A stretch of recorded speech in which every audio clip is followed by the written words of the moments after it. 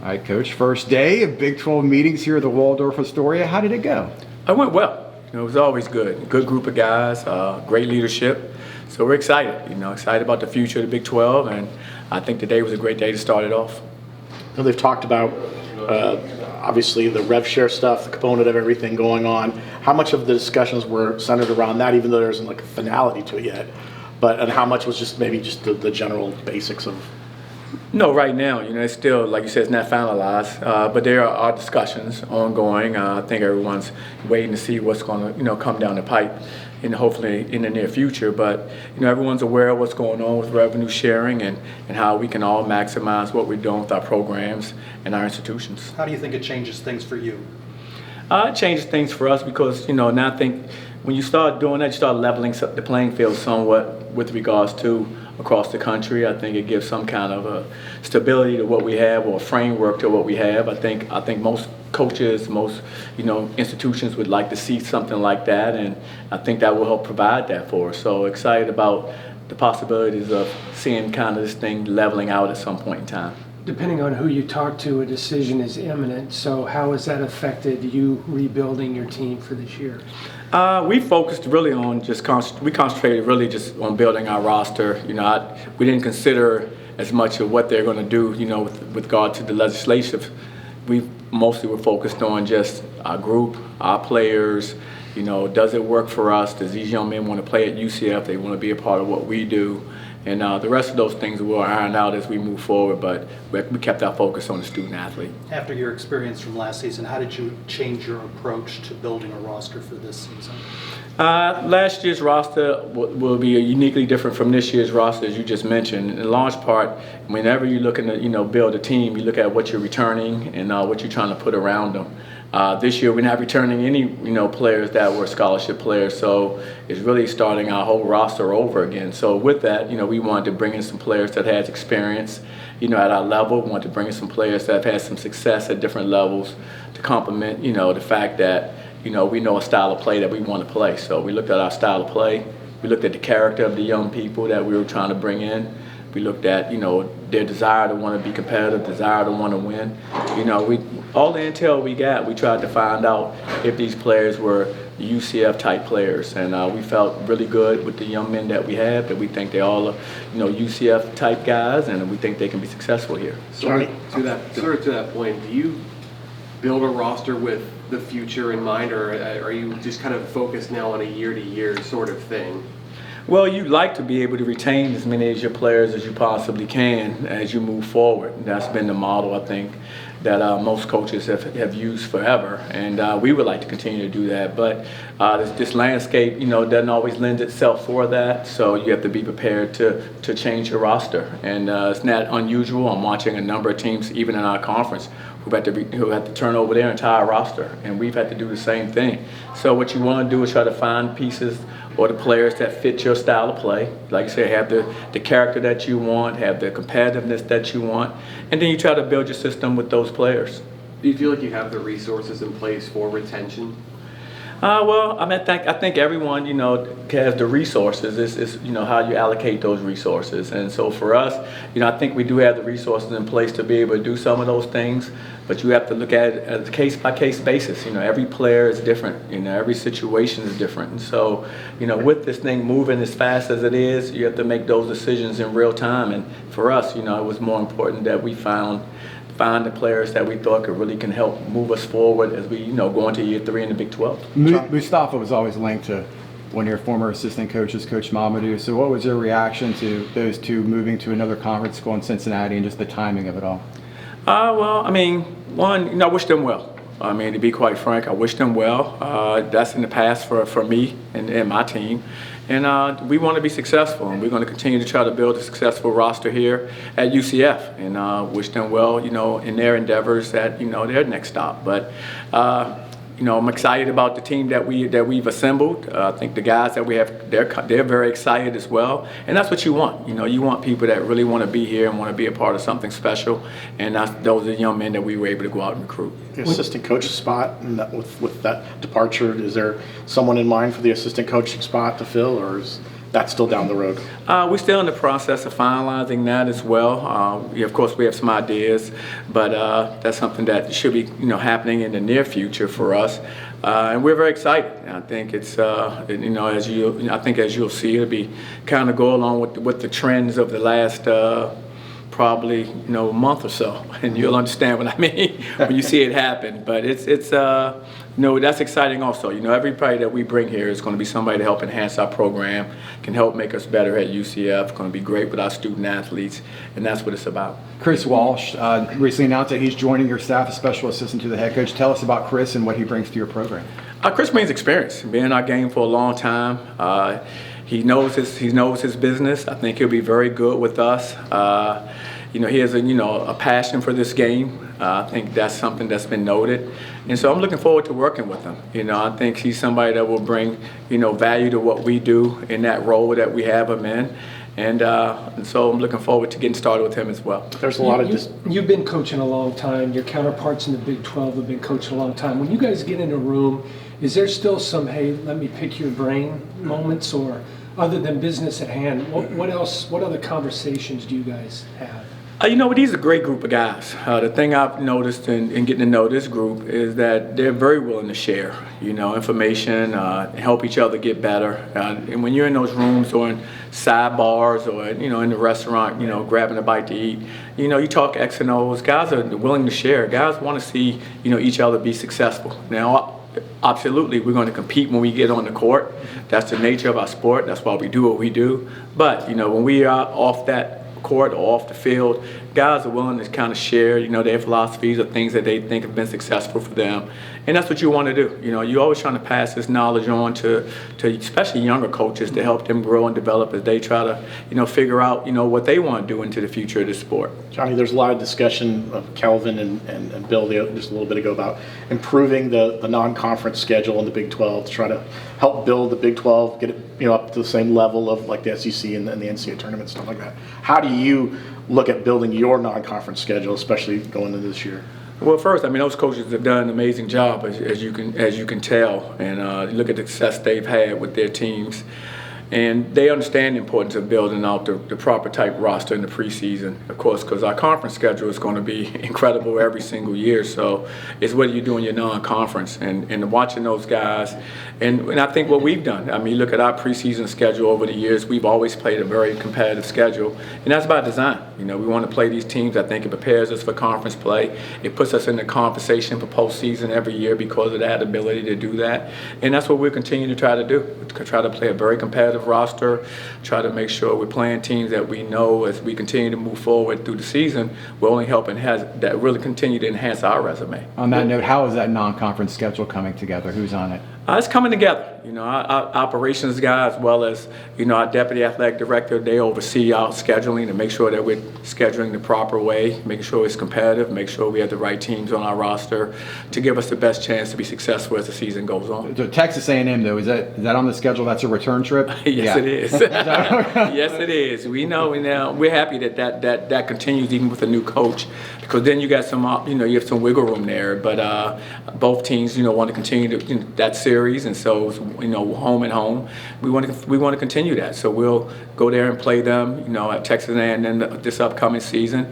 Be a great game against an SEC opponent. So we're excited about it. Are there tournaments or any other maybe Power 4 type programs that might be on that schedule? Yeah, we definitely will have some other Power 4 teams that we're going to compete against as the season progresses. Just a function of just kind of iron it all out, make sure it gets all laid out schedule-wise, dates. All these things have to be kind of coordinated, but we're going to always play a competitive schedule, as you know. How satisfied are you with your roster? Are there still some pieces, some things that you still need? We're coming down to closure, with regards to our roster.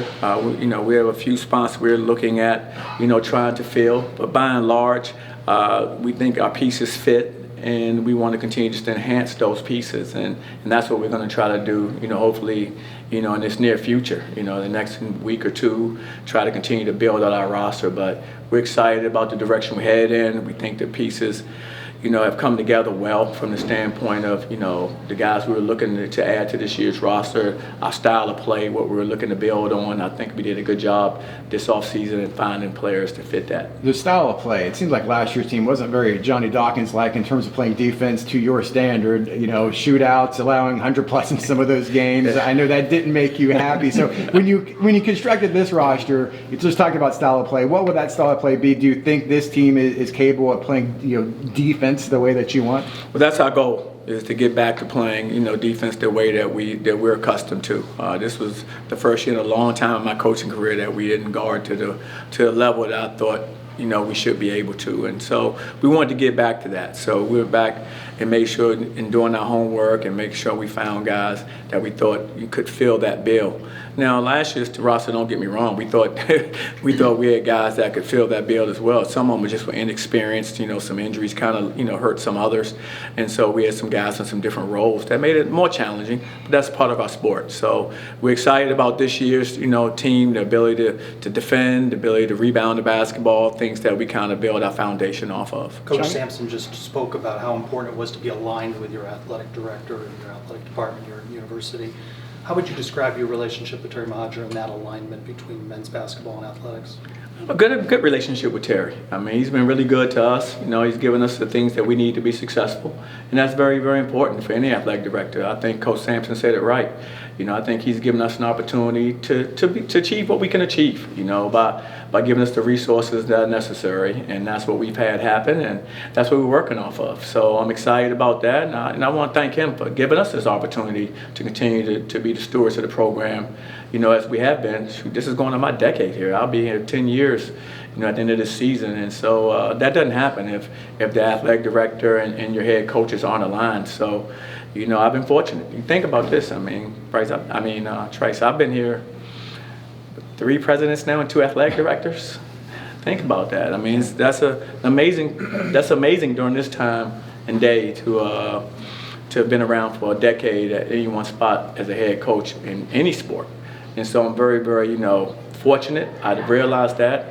I'm very grateful to the community here, grateful to UCF especially, and grateful to our athletic director and our president for making that happen. You mentioned resources. How does that compare to the rest of the Big 12? Well, every program is going to have different resources from top to bottom. I don't think any of them will pretty much have the same resources. So I think you have to, make the most of what you have. And, some people may have more monetarily, but some people may have more in climate or better, facilities or better, community. So it depends on where you are, but there are assets everywhere. We have great assets here. We have great things to build off here, and I think sometimes it gets overlooked because I think a lot of times, a lot of the conversation revolves around, just straight, money that's been, allotted one way or another, and that's a part of our game, no question about it. And we have money here at UCF too. We're not a place that doesn't have money, but I think we have more than that. We have so many other things to offer student athletes, and I think that's why we've been so attractive to a lot of young people that want to be here. Are players talking to you about other things besides money, though? Yes, they do. Okay. I'm be candid. Yes, they do talk to me about things than money. And if you look at it, money doesn't make all the decisions for these kids. People like to think that it does or say that it makes the final decisions, but it doesn't, because if you just look at our rosters that we've been able to assemble over the years, and you can go year by year and look at some of the players, and if we're talking competitive, market and dollars, maybe someone may have offered them more, but they still can't play for us. And that happens all the time for us. So all these young people are making decisions solely on who's paying them the most money. They couldn't do that. A lot of these kids, they have their careers at hand, and they have an opportunity to do something special in this game, and they want to know who's coaching them, who's working with them on a daily basis, and obviously, what your NIL number is going to be. But you don't have to. Every place that you see these young men, every number, they didn't go to the highest place. That's not really happening as much as people may think it is. You had a tremendous run in the Crown, but I'm sure you rather would have been in the NCAA tournament. So after going through this league the first 2 years, what in your opinion needs to happen for you to get over the hump to make the NCAA tournament? Well, we have to continue to keep building on our strengths, and our strengths was defense and rebounding. We didn't do it as well in conference play, and that hurt us. So we have to make sure that we're more consistent in that area when we hit conference play. We have to have a really good, strong non-conference schedule. We have to play really, really well in non-conference to build momentum for a conference. And then we have to hopefully, stay healthy, stay healthy so that we can put our best foot forward when we're going through conference play. Because, if you go on there, undermanned when you're in conference play, nobody's feeling sorry for you. They're going to try to beat you up as much as they can. And so we have to make sure that we have that approach. The best ability for every player is availability. And so the ability to be able to be out there on the floor just makes you a better team and makes us better coaches. Johnny, you just talked about being here a decade. As everything going on, the changes and everything like that, is your passion for coaching still as strong as it ever was? You've seen a lot of your counterparts, step aside because it's getting too much. Do you think? No, absolutely. I love this sport. They're like, as a player, they had to tear the jersey off my back, and the coach they're going to tear my suit jacket off. Because I love it. I love mentoring young people. I love working with them. I think our mission is sometimes getting lost right now with everything that's going on as our sport is changing so fast. But I haven't lost the mission that I was here to do, and that's to help educate young student athletes, to help them beyond the sport of basketball, because they're all going to have a long life well beyond their playing days for us, and to make sure that we make sure our university, that they represent our university in a first-class manner. And that's the things that I want to see happen. I want to be in these young people's lives for the rest of their lives. And that's something that I've been able to do. And those things are meaningful to me. And that's not going to change no matter how much our world changes with regards to our sport. I'm still going to pour into these young people. I'm still going to pour into them, not just on the basketball court, but off the court, whether it's character, whether it's life skills, all the things that I believe in, that I was taught, I'm going to still teach those things to the day I can't coach anymore. Two of your portal visions came from Milwaukee, and you coached against them last year. So what stood out about Folks and Stillwell in the process and with them when they entered the portal? I thought those players were terrific. And competing against them and scouting them and watching them, I didn't know they would enter the portal, of course, but in seeing and having played against them when they were in the portal, I remembered those kids. I said they left a impression with me at our place, just how well they competed, how well they played together. And so, in having an opportunity to recruit those players, it was great because I was familiar with them because we had seen them, during the regular season. So I'm excited for both of those players. I think they both will continue to help enhance what we want to do at UCF. For the first time in 4 years, you're going to need a point guard. With Darius moving on, so who of these transfers are in the mix that you think can compete for that spot? Well, Themis, of course, being, from Milwaukee and is a point guard, is one of them. And then we have, a guy like Riley Kugler, who's played the point guard before, especially in high school. He had the ball a lot in his hands. So he's another young player who I think has the ability to take some on-ball duties as well. So, I think we'll be fine in that regard. It will be strange because I've had one point guard for 4 years to make that transition, but that's life, and that's our sport, and I'm excited about these young people that are coming in and their opportunity to run the show. It does seem like the guys you brought in are bigger, whether it's lengthwise or whether it's just size. Do you foresee changing your system or changing the types of lineups you deploy based on what you've seen in the league the last couple of years? Well, based on how we're recruiting, as you mentioned, you guys got some longer players, bigger players. I think you look at our conference. You walk out there every time, and you go, man, look at the size of some of these guys. So I thought we did a good job of this off season in developing that. We were a little bit small last year, but we wanted to play fast and up tempo last year. We wanted to score more last year, and we did those things. I think we probably set all kind of records at UCF for points scored, but we didn't defend to the level that we wanted to. This year, I think we have a better balance of that, a better balance of being able to score the basketball with being able to defend, going back to what our roots have been, and that's being stingy defensively. Earlier, you were talking about non-conference schedule. The conference schedule will go to 18 games. What are your thoughts on that? I'm looking forward to going to 18 games. I thought last year, starting after the new year, and not having any bye week and playing a grueling schedule in the Big 12 the way we played, I think we just beat each other up, just night in, night out, and that's tough to do. And I haven't been to a number of different conferences, and I've seen a lot. That was the first time I experienced 20 games after the new year, nonstop. You're just battling the entire way through.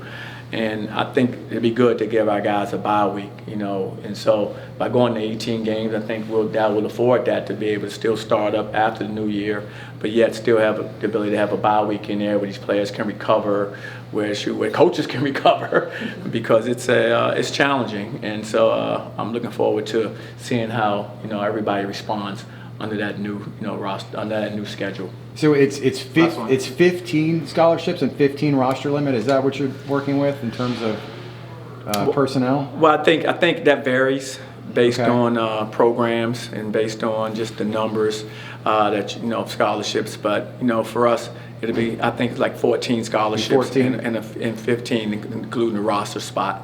So that'll be 15 total. I think 14 scholarships is what we would end up having. So are you about finished with constructing a roster, or still a spot or two open, or? No, we're still in the process of finalizing our roster. We're getting there, as you know, it's a process. But we like the direction we're headed in, and we need to just keep pushing forward until we get it completed.